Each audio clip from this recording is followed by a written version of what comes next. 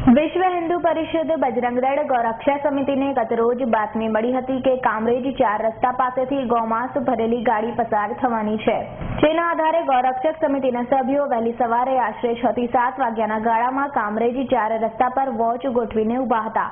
ઉપરાંત બાતમીવાળી સ્કોર્પિયો ગાડી ત્યાં આવી હતી, જે વોચ ગોઠવાયેલી જોઈને ચાલકે ગાડી પૂર ઝડપે હંકારી નાસી છૂટ્યા હતા.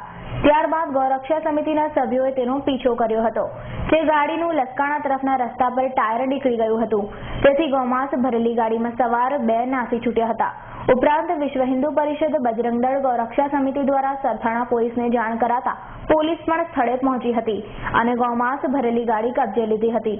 ગૌરક્ષા સમિતિના સભ્ય સંજય રાદડિયાએ જણાવ્યું હતું કે ગાડીમાંથી આશરે 1500 કિલો જેટલું ગૌમાંસ કબજે લેવાયું હતું. મારું નામ સંજય રાદડિયા છે.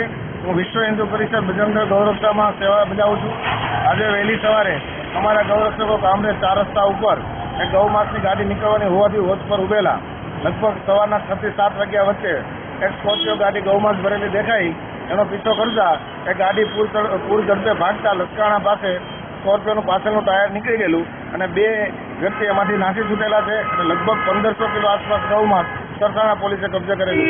આમાં અનેક વખત અમે પોલીસને જાણ કરીએ છીએ, પણ પોલીસ યોગ્ય સમયે આવતી નથી અને અમે પોલીસ પાસે એક આશા રાખીએ છીએ, આવેદન નિવેદન કરીએ છીએ કે ભાઈ જો તમે આમાં મૂળ તપાસ સુધી કરો તો કોની ગાય છે, કોને કાપી, કોને વેચી, આ બધી તપાસ કરવામાં આવે તો સુરતની અંદર અનેક વખત ફરિયાદ નોંધાયેલી કસાઈઓ વિરુદ્ધ જે કસાઈઓ છે ચીમની ટેકરાના, ભાટેનાના, લિંબાયતના, આ લોકોની અટકાયત કરી અને પૂછપરછ કરવામાં આવે તો આ ગૌહત્યાનો ગુનો અટકી શકે એમ.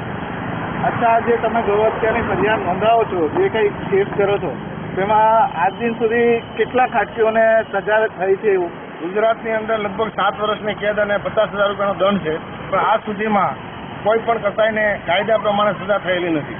એનું શું કારણ? એનું કારણ ક્યાંક પોલીસ તપાસ બાકી રહી જાય છે અને કાં તો ઉપર કોઈ પોલિટિકલ લીડરોનું દબાણ છે. ગૌરક્ષા સમિતિના સભ્ય પાસેથી જાણવા મળ્યા મુજબ ઘણી વખત પોલીસ આ બાબતે સમયસર સ્થળ પર પહોંચતી જ નથી, જેથી બનાવના મૂળ સુધી પહોંચી શકાતું જ નથી.